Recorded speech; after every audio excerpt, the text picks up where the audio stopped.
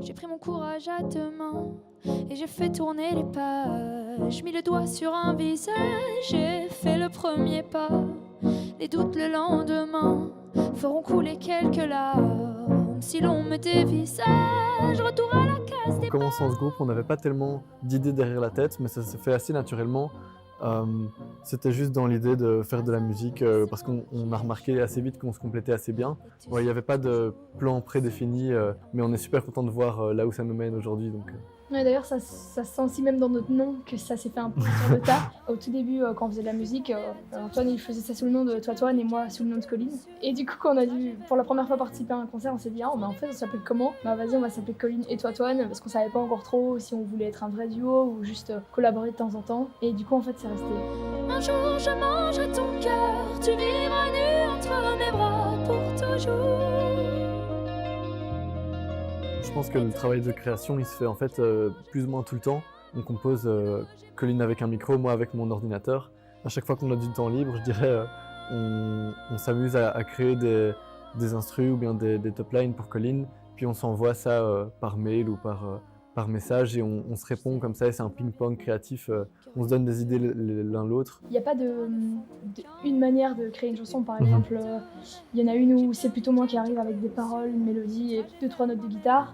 Et d'autres où c'est Toton qui a commencé à faire une prod tout seul et ça lui plaît, hop, il m'envoie, moi j'invente la suite. C'est tout le temps différent la manière de faire. Donc il y a des moments où clairement on préfère être à deux parce que ça va plus vite pour par exemple terminer les chansons, voir à deux les dernières modifs qu'on veut faire. La salle aux lumières de la villa en pan, t'as posé sur mes lèvres le plus beau des parfums, tes yeux dans un éclair. La plupart des textes, c'est moi qui les écris. C'est un truc que j'invente hyper fort avec la top line, donc la mélodie vocale. Après, j'ai toujours des sujets évidemment que j'ai envie d'aborder. Et par exemple, dans notre premier EP, on a voulu parler d'un univers dystopique inspiré du roman Le meilleur des mondes d'Aldous Huxley. D'ailleurs, c'est pour ça que notre EP s'appelle Soma.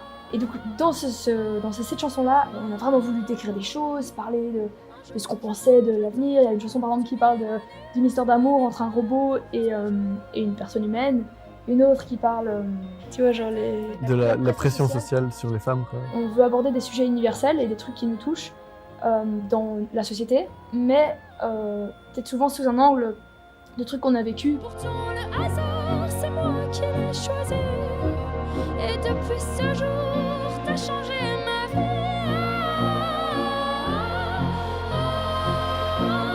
Ben maintenant, le gros changement, c'est qu'on passe au français.